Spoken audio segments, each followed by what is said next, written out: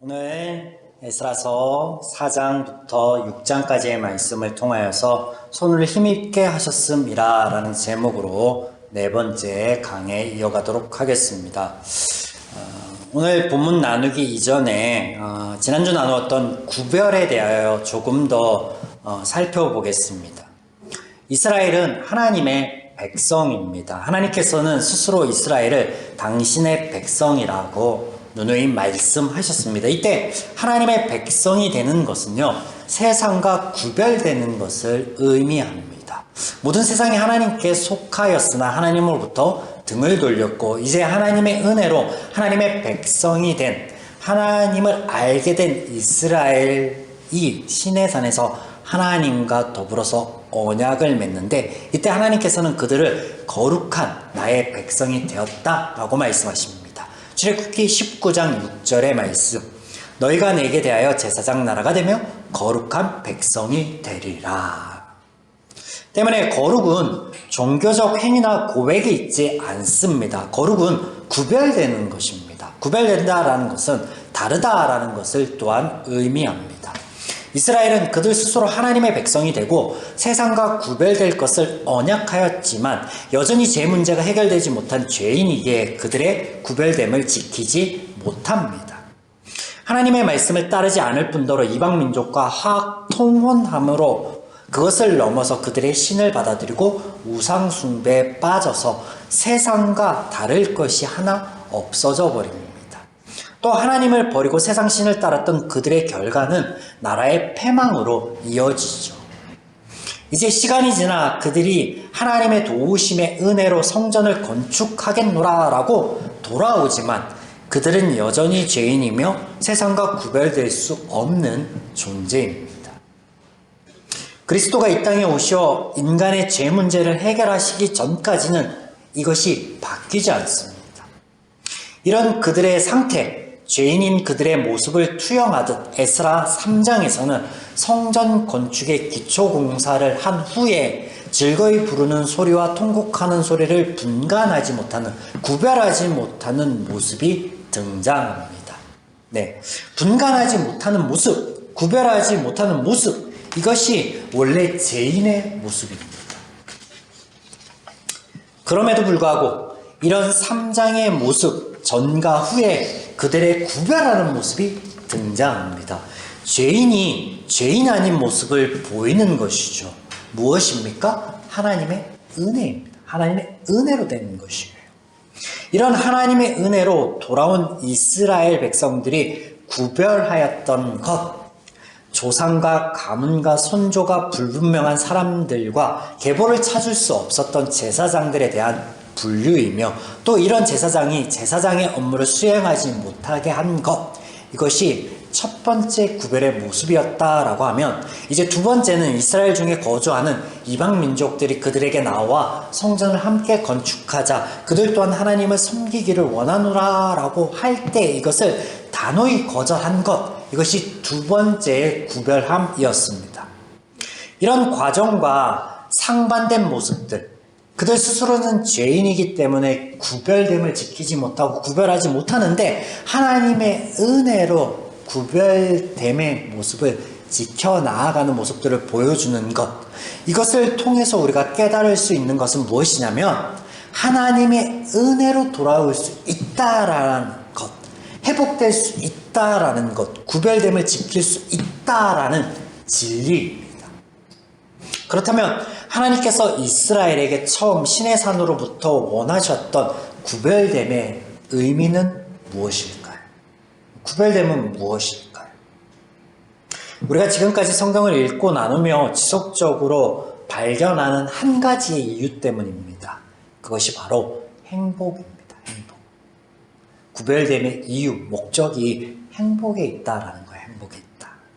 죄의 원리와 가치로 살아가는 삶에는요, 고통과 아픔과 죽음이 지속적으로 있을 뿐입니다. 그러나 하나님의 마음과 원리, 이 모든 것을 담고 있는 하나님의 말씀대로 살아가면 그 안에 자유함이 있고 행복이 있습니다. 그리고 기쁨이 있습니다. 충만한 기쁨. 우리가 하나님의 말씀을 지키고 따름으로 소극적으로 그리스도의 길을 따르는 사람이다라는 의미에서 그리스도인이라고 칭함을 받으나 이것은 하나님께서 바라시는 근본적인 것은 아닙니다. 이를 통해 우리가 삶 가운데 하나님께서 약속하시고 보이신 은혜를 누리는 것, 그래서 자유하고 기뻐하고 행복한 것, 이것이 바로 하나님이 진정으로 바라시는 구별됨의 목적이다라는 것, 지난주에 이어서 이번 주에도 한 번 더 말씀드립니다. 이 모든 것이요, 구별됨입니다. 구별됨. 또한 이것이 에스라서의 또 다른 주제이기도 합니다. 첫 시간에 하나님께서 도우신다. 그래서 에스라라는 이름의 뜻이기도 한 이것이 에스라서의 주제다라고 제가 말씀드렸었죠. 네, 이렇게 하나님께서 도와주시는 것, 그 도와주시는 것이 무엇이냐면요, 구별되는 것입니다. 구별됨을 지키는 것을 하나님께서 도우시는 거예요. 이것이 성전 건축이며 성벽을 세우는 것이고 또 이방 민족을 그들 안에서 끊어내는 일입니다. 이것이요, 에스라서에 계속해서 등장하고 또 이어지는 느헤미야서에까지 연결이 됩니다. 본문을 보시겠습니다. 돌아온 백성들이 성전 기초 공사를 하고 절기를 지킴에 이 소문이 이스라엘 중에 거류하던 이방 민족들의 귀에 들어갑니다. 이에 그들이 함께 하고자 하는데 이스라엘은 단칼에 거절하죠. 그들을 성경에서는 대적이다라고 표현하고 있습니다. 에스라서 4장 1절과 3절. 사로잡혔던 자들의 자손이 이스라엘의 하나님 여호와의 성전을 건축한다 함을 유다와 베냐민의 대적이 듣고, 다른 번역본들에서는 이 대적이라는 단어를요, 원수라라고 번역하기도 합니다. 3절. 수룹바벨과 예수아와 기타 이스라엘 족장들이 이르되 우리 하나님의 성전을 건축하는데 너희는 우리와 상관이 없느니라. 바사왕 고레스가 우리에게 명령하신 대로 우리가 이스라엘의 하나님 여호와를 위하여 홀로 건축하리라 하였더니. 이유에 대하여 살펴보시겠습니다. 왜 그들의 함께하고자 함을 단절하였는지. 네. 지난주에 이것이 선교나 전도 이런 류의 문제가 아니다라고 말씀드렸습니다. 네. 이것을 이해하기 위해서는요, 당시 상황을 조금 보셔야 되는데, 설명을 드리자면 본문의 대적이라고 가리키는 사람들은요, 사마리아 사람들이 주류입니다. 사마리아 사람들이에요. 이들은 북이스라엘이 아수르에 의하여 패망할 때 아수르 왕이 북이스라엘 지역의 사람들, 원주민들을 몰아내고 그 지역의 이방민들을 데려와 정착시켰습니다. 그런 식민지 정착으로 인하여 그 식민지 정책에 실시한 결과 생겨난 사람들이 사마리아 사람들인데요. 네. 이주할 때 그곳에 남아있던 이스라엘 백성들이 있었습니다. 전부 다 뽑아서 다른 지역으로 이주시킨 게 아니라 남아있는 사람들이 있었단 말이에요. 북이스라엘에 남아있는 사람들과 또 그렇게 이주하였던 민족들이요, 민족적 혼합을 이루게 됩니다. 그래서 그렇게 혼합된 사람들을, 그 모든 이들을 통칭하여 성경에서는 사마리아 사람들이다라고 하는데, 이들을 성경에서 대적이라고 표현한 부분이 매우 흥미롭습니다. 명사형으로 사용된 대적에 해당되는 단어는 히브리어 치르입니다. 치르. 차르입니다. 차르. 이는 이스라엘을 위협하는 가나안의 이방 족속들을 가리킬 때 흔히 사용된 단어입니다. 성경에요, 이스라엘의 대적들, 그 이방 민족들을 가리킬 때 사용되었던 단어로 등장하였던 게 이것이에요. 차르. 이 단어를 사마리아 사람들에게 사용하고 있다라는 것이에요. 그들이 이방인들과 통혼함으로 혈통적으로 순수성을 잃어버린 것, 그것을 넘어서 더 근본적으로는요, 하나님과 더불어 다른 많은 이방신들을 받아들였다라는 거예요. 그래서 하나님도 섬기고 이방신들도 섬기고, 그래서 그들의 구별됨을 상실하였다라는 것이에요. 그래서 하나님은 구별됨을 상실한 이들이 들어와 그 구별됨을 지키고자 하는 그 근본 목적이 훼손될까 상실될까 염려되어서 단절하게 하신 것이죠. 사실 그런데 남왕국도 다르지 않습니다. 사마리아인들하고 남왕국이 다르지 않다라는 거예요. 그들도 구별됨을 상실하였기에 패망하였죠. 그러나 하나님의 도우심과 은혜로 돌아온 이들에게 하나님께서 그들이 무엇을 잃어버렸고 무엇을 지켜야 하는지 깨닫게 하시고자 이 같은 일련의 일들을 선용하고 계시다는 거예요.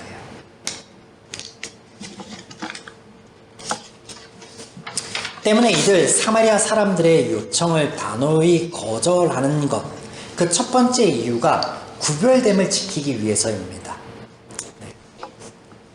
얼핏 보면 그들의 요청이 하나님을 예배하겠다, 성전을 함께 짓겠다라고 하는 것인데 이스라엘 편에는요 유익한 것처럼 선한 것처럼 들릴 수도 있으나 하지만 그들이 말하는 것 의도는요 하나님만이 아니에요. 하나님만이 아니라는 거예요. 하나님만 예배하고 하나님만 따르겠다, 동참하겠다라고 하는 것이 아니라 지금까지 여러 신들을 섬겼고 그 중에 우리가 하나님 또한 섬겼으니 우리가 하나님을 섬기는 것이 전혀 어색하지 않고 어렵지 않다라고 하는 종교 혼합주의, 우상숭배에서 나온 발언이다라는 거예요. 그래서 이것이 거절에 대한 첫 번째 이유가 됩니다. 두 번째 이유는요, 사마리아 사람들의 제한 안에 숨겨진 그들의 의도 때문이에요. 의도. 어떤 의도가 있었느냐? 그들은 당시 고대 근동의 정치 군사적 패권을 장악하고 있던 페르시아의 왕 고레스의 칙령으로 세워지는 이 성전이요, 단순한 신전이 아닌 정치적으로 아주 중요한 요소라고 보았습니다. 당시 강대국의 왕인 고레스의 칙령에 의해서 새롭게 세워지는, 보수되어지는 신전이 그냥 단순한 신전의 의미로 보지 않았다라는 거예요. 정치적으로 아주 중요한 것이라고 보았다라는 거예요. 그럴만하죠. 이것을 통해서 예루살렘의 주도권을 가질 수 있으면 이것을 주도한 자가, 이 건설을 주도한 자가 이후에 그 지역에서 강한 영향력을 행사할 것이다. 이것을 염두에 둔 정치적 야욕이 그들의 발언 안에 숨겨져 있는 것이에요. 이해가 되시죠? 한마디로 사마리아인들은요, 아수르의 이주 정책 후 줄곧 그곳에서 다져왔던 자신들의 기득권이나 주도권을 계속 유지하고자 하였던 것입니다. 그래서 정치적인 행복에 의한 발언이었다. 이것이 두 번째 이유입니다. 자, 이런 이유로 하나님께서 그들과 구별되게 하시는데 자신들의 요청이 받아들여지지 않자 비로소 본색이 드러납니다. 앞서 설명드렸던 대적이라는 단어를 차르라고 하였잖아요. 동사형이 뭐냐면 차라르인데 이 차라르라는 동사의 뜻이 뭐냐면 괴롭히다. 괴롭히다. 재밌죠? 이제 사마리아인들의 괴롭힘이 시작됩니다. 그 내용을 성경에서는 아주 세심히 다루고 있다라는 것도 우리가 주목해 볼 필요가 있겠습니다. 5절, 4장 5절입니다.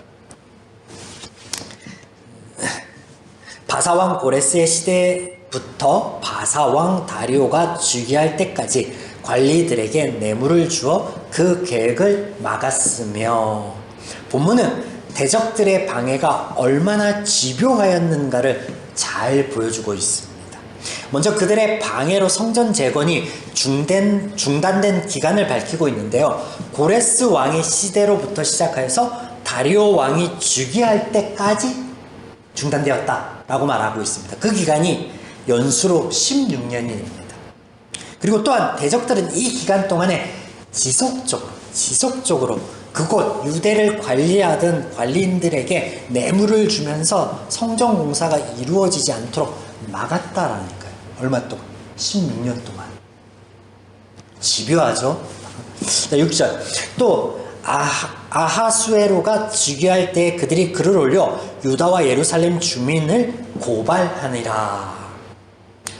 또한 틈을 엿보고 있던 이 대적들이요, 고레스, 그러니까 칙령을 발휘한 이 고레스 이후에 아하수에르라는 다른 왕이 즉위함과 동시에 고발하였다는 거예요. 치밀하죠. 치밀하고 집요합니다. 그래서 7절에서 10절 보시면 다양한 사람들의 명단이 등장하는데, 이것이 무엇을 의미하냐면 이스라엘을 고발하였던 고소장이 얼마나 집요한가를 보여주는 또 다른 대목으로 많은 사람들이 수시로 고발하였고 또 이 고발의 내용을 동조하고 있었다라고 하는 것을 보여주고 있습니다. 그것이 7절부터 10절의 내용이고, 이런 고소장의 내용을 다루고 있는 게 11절과 16절의 말씀입니다.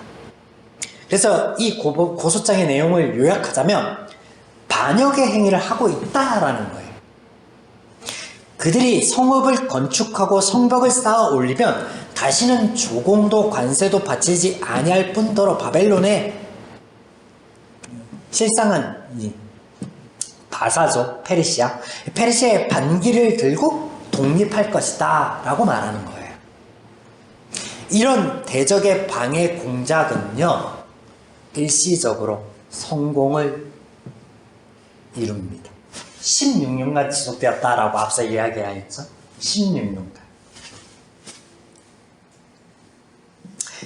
21절. 그러므로 너희는 내가 다시 명령할 때까지 이 사람들에게 작업을 중단시켜 그 성을 재건하지 못하게 하여라. 현대인의 성경인데요, 그들의 고발 때문에 왕이 조서를 내려서 못하게 중단시킵니다.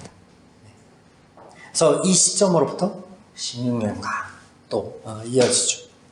대적들의 끈질기고 집요한 방해는요, 백성들의 손을 약하게 하였다라고 기록하고 있어요. 에스라서 4장 4절. 이로부터 그 땅의 백성이 유다 백성의 손을 약하게 하여 그 건축을 방해하되. 손을 약하게 하였다.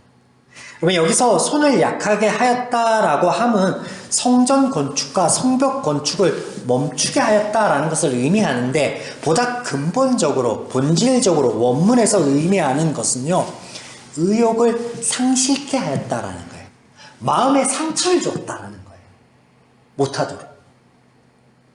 대적들은 성전을 건축하고 구별됨을 이루고자 하는 의욕, 신앙을 회복하고자 하는 그 마음에 상처를 주므로 굳은 의지를 꺾어 놨다라는 것을 말하고 있습니다. 하지만 여러분, 이 일이 돌아온 자들이 주가 되고 그들의 마음과 뜻을 둔 것이 처음부터 아니었기에, 구별됨을 지키는 것, 성전을 건축하고 성벽을 건축하는 게 그들 스스로의 의지가 아니었다라는 거예요. 하나님의 은혜로 시작되었다라는 거예요. 그러므로 이것이 지속되고 이것이 완성되는 것 또한 뭐 때문에? 하나님의 은혜 때문에 그렇게 될 것이다라는 것을 말씀드리는 거예요. 때문에 대적의 방해에 하나님께서 역사하시는데, 그 모든 하나님의 역사와 회복, 그리고 성전 재건이 다시 시작되고 완공이 되어서 유월절 절기를 지키게 하시는 하나님의 역사를 성경은요, 이렇게 기록하고 있습니다. 5장에서는 성전 건축을 다시 시작할 수 있도록 하나님께서 세우시고 보내시는 이들에 대한 내용이 등장해요. 그래서 그들을 독려하고 그들에게 하나님의 말씀을 가리키고, 그리고 다시 요청하고 왕에게, 이런 내용이 등장하고, 6장에서는 대적들이 그들의 야욕을 위해 이스라엘을 호도한 내용을 바로 잡아줄 수 있는 고레스의 칙령이 발견되는 내용과 더불어서, 그러므로 다시 시작된 성전이 완공되어서 봉헌식을 갖고 유월절 절기를 지키는 내용으로 마무리가 됩니다. 이렇게 6장까지 이어지는데, 그리고 그 이야기의 끝에 결말에 이렇게 말씀하시는 거예요. 6장 22절. 대적은 손을 약하게 하였는데 하나님께서는 어떻게 하시느냐? 22절. 여호와께서 그들을 즐겁게 하시고 또 아수르 왕의 마음을 그들에게로 돌려 이스라엘의 하나님이신 하나님의 성전 건축하는 손을 힘있게 하도록 하였습니다. 약하게 하였던 손을 하나님께서요 강하게 하셨대요.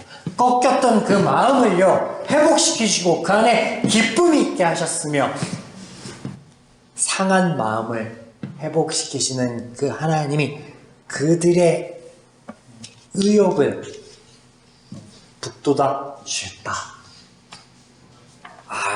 여러분 얼마나 멋있습니까? 하나님의 역사하심이.